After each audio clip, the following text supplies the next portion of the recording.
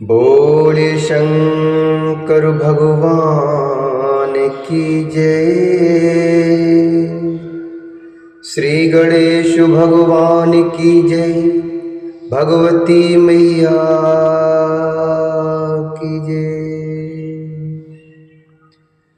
श्री शिव महापुराण के अंतर्गत शतरुद्र संहिता जो कि तृतीय संहिता है, इसके अध्याय 30वें में आज हम प्रवेश करेंगे और जिसमें वर्णन है भगवान शिव के अवधूतेश्वरावतार का वर्णन।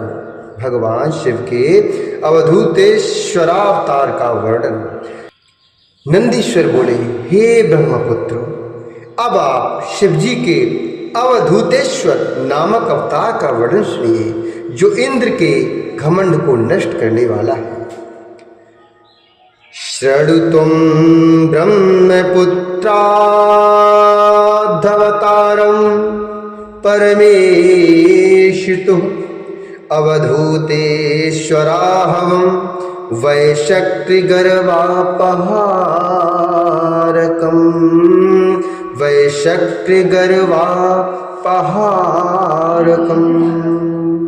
शक्रः पुरा हि स गुरुः सर्वदेव शन्नवितः दर्शनं कर्तुमीशस्य कैलासं मुने कैलासं मुने अथि गुरुविन्द्रियोर्ज्ञात्वा गमनं शङ्करस्तयोः परीक्षितं च तद्भावं स्वदर्शनरतात्मनो।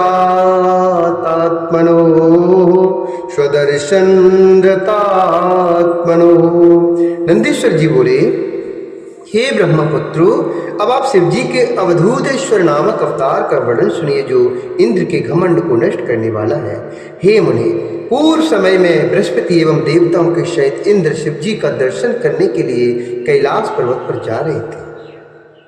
पूर्व समय में बृहस्पति एवं देवताओं के सहित इंद्र शिव जी के दर्शन करने के लिए कैलाश पर्वत पर जा रहे थे। अपने दर्शन के लिए निरचित वाले बृहस्पति तथा इंद्र को आते जानकर उनके भाव की परीक्षा करने के लिए नाना प्रकार की लीला करने वाले प्रभु शिव जी दिगंबर महाभीम रूप तथा जलती हुई अग्नि के समान प्रभाव वाले अवधूत के रूप में स्थित हो गए।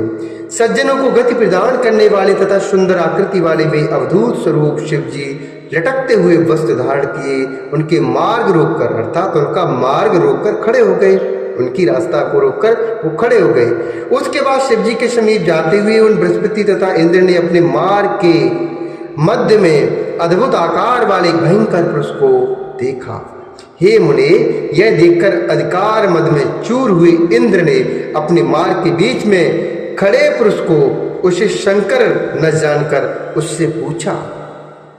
शक्र बोले, दिगंबर अवधूत वेश धारण किए हुए तुम कौन हो, कहाँ से आए हो और तुम्हारा क्या नाम है? कस्तवम दिगंबराकारावधूतः कुत आगतः किन्नाम तव विख्यातम तत्त्वतो वद मे चिरम्। स्वस्थाने संस्थिता शंभु किम वान्यत्र गतो अधुना दर्शनार्थम हि तस्याहं गच्छामि स गुरुः शुरहे। शक्र बोले, हे दिगंबर अवधूत वेश धारण किए हुए तुम कौन हो, कहाँ से आए और तुम्हारा क्या नाम है? मुझे ठीक ठाक से शीघ्र ही बताइए। इस समय शिव जी अपने स्थान पर हैं अथवा कहीं गए हुए हैं। मैं देवताओं और गुरु बृहस्पति को साथ लेकर उनके दर्शन के लिए जा रहा हूं। नंदीश्वर बोले, हे संत कुमार, इंद्र के द्वारा इस प्रकार पूछे जाने पर लीला से अवधूत देहधारी तथा अहंकार को चूर करने वाले उन पुरुष रूप प्रभु शिव ने कुछ भी उत्तर नहीं दिया। जो इंद्र ने पूछा था वो उनको कुछ नहीं बताया उन्होंने। इंद्र ने उनसे पुनः पूछा, किंतु अलक्षित गति वाले महाकौतुकी वे दिगंबर शिव फिर भी कुछ नहीं बोले। जब त्रैलोक के अधिपति स्वराट इंद्र ने पुनः पूछा तो भी महान लीला करने वाले वे महायोगी भगवान शिव मौन ही रहे। इस प्रकार बारंबार इंद्र के द्वारा पूछे जाने पर भी दिगंबर भगवान शिव जी इंद्र का गर्व नष्ट करने की इच्छा से कुछ भी न बोले। तब तीनों लोकों के ईश्वर से गर्वित इंद्र को बड़ा क्रोध उत्पन्न हुआ और उन्होंने क्रोध से उन जटाधारी को धमकाते हुए कहा, इंद्र बोले, रे मूढ़, रे दुर्मते, तुमने मेरे पूछने पर भी कोई उत्तर नहीं दिया। पृच्छामाणो अपि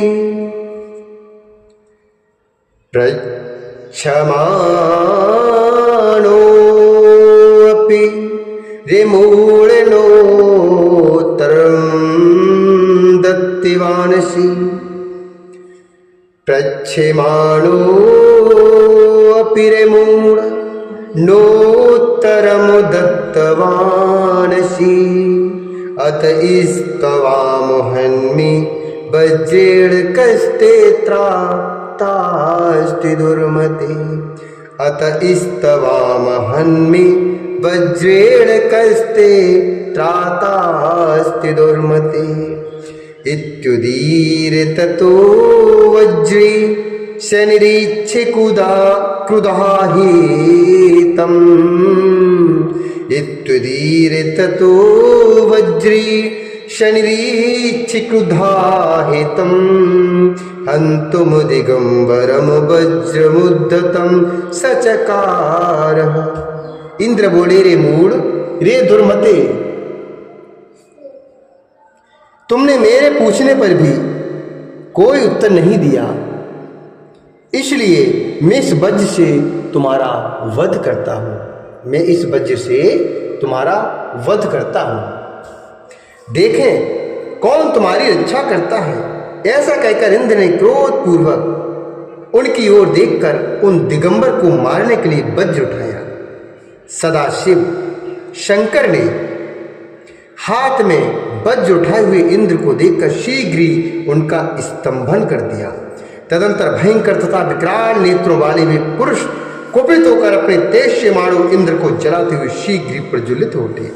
उस समय अपनी बाहु के स्तंभित हो जाने के कारण उत्पन्न हुए क्रोध से इंद्र भीतर ही भीतर इस तरह जल रहे थे जिस प्रकार मंत्र के द्वारा अपने पराक्रम के रुक जाने से सर्प मन ही मन जलता है। मन ही मन सर्प जलता है।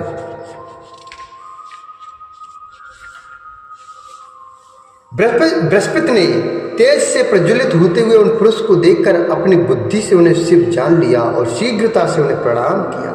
इसके बाद उदार बुद्धि वाले वे गुरु बृहस्पति हाथ जोड़कर पुनः पृथ्वी में लेटकर दंडवत प्रणाम करके भक्ति पूर्वक शिव जी की स्तुति करने लगे। गुरु बोले, हे देवादिदेव, हे महादेव, देवदेव महादेव शरणागत वत्सल, प्रसन्नो भवि गौरीश सर्वेश्वर नमोस्तुते।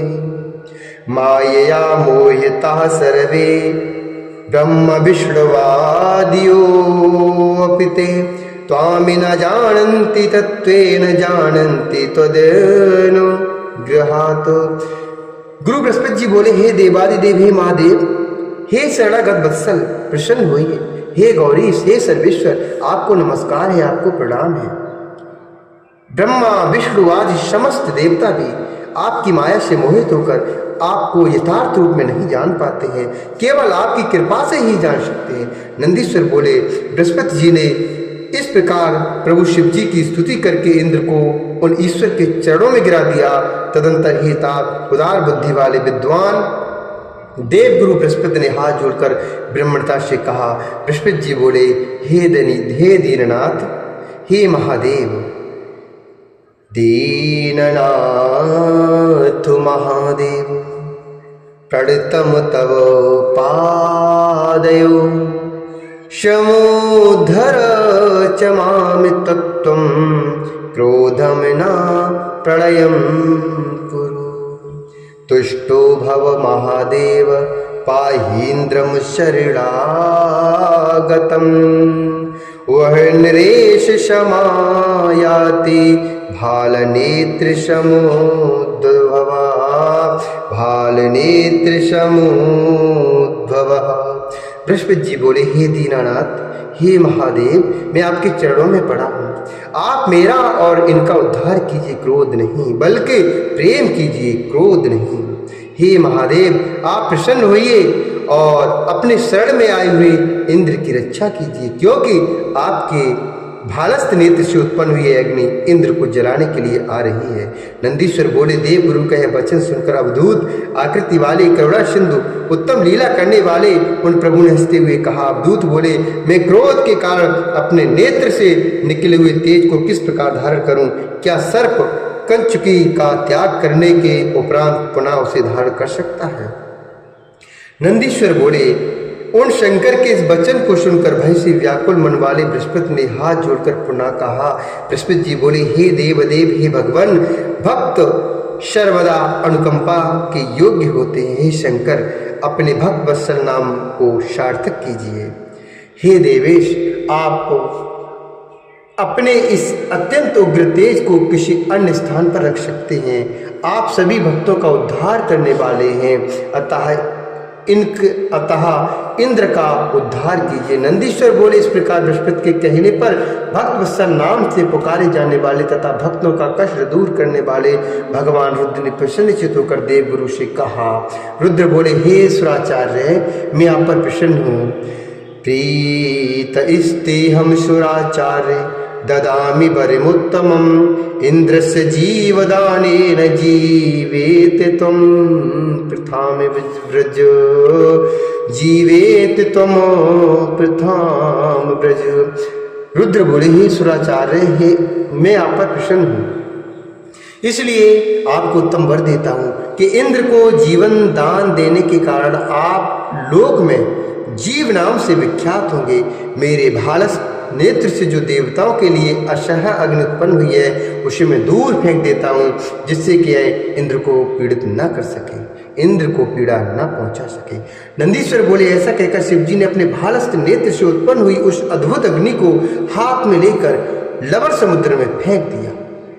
तत्पश्चात शिव के भाल नेत्र से उत्पन्न हुए तेज जो लवर समुद्र में फेंका गया था, वह शीघ्र ही बालक रूप में परिणित हो गया। वही बालक समुद्र का पुत्र तथा समस्त असुरों का अधिपति होकर जलंधर नाम से विख्यात हुआ। फिर देवताओं की प्रार्थना से प्रभु शिवजी ने ही उसका वध किया। लोक कल्याणकारी शिवजी अवधूत रूप से इस प्रकार सुंदर चरित्र कर पुनः अंतर्ध्यान हो गए और सभी देवता सुखी तथा निर्भय हो गए। बृहस्पति और इंद्र भी भयमुक्त होकर अत्यंत सुखी हो गए। जिनका दर्शन करने हेतु इंद्र और बृहस्पति जी जा रहे थे, उनका दर्शन प्राप्त कर वे कृतार्थ हो गए और प्रसन्नतापूर्वक अपने स्थान को चले गए। हे संत कुमार, मैंने दुष्टों को दंड देने वाले तथा परम आनंददायक परमेश्वर शिव जी के अवधूतेश्वर नामक अवतार का वर्णन आपसे कर दिया है। यह आख्यान पवित्र दिव्य यश को बढ़ाने वाला, स्वर्ग भोग तथा मोक्ष देने वाला तथा संपूर्ण मनोरथों को पूर्ण करने वाला है। जो स्थिर चित्त होकर प्रतिदिन से सुनता अथवा सुनाता है, वह इस लोक में सभी सुखों को भोग कर अंत में शिव की गति को प्राप्त कर लेता है। ययेदं शृणुया नित्यं श्रावयेद्वा समाहितः यः सर्वसुखं भुक्त्वा सोऽन्ते शिवगतिं लभेत। यः सर्वसुखं भुक्त्वा सोऽन्ते शिवो गतिं लभेत। इस श्री शिव महापुराणे तृतीयां शतरुद्र सहितायां नंदीश्वर सनत कुमार संवादे अवधूतेश्वर शिव अवतार चरित्र वर्णनम नाम 3अध्यायः। इस प्रकार श्री शिव महापुराण के अंतर्गत तृतीय शतरुद्र संहिता के अंतर्गत नंदीश्वर सनत कुमार संवाद में अवधूतेश्वर शिव अवतार चरित्र वर्णन नामक 30वां अध्याय पूर्ण हुआ। बोली शंकर भगवान की जय, अवधूतेश्वर भगवान की जय।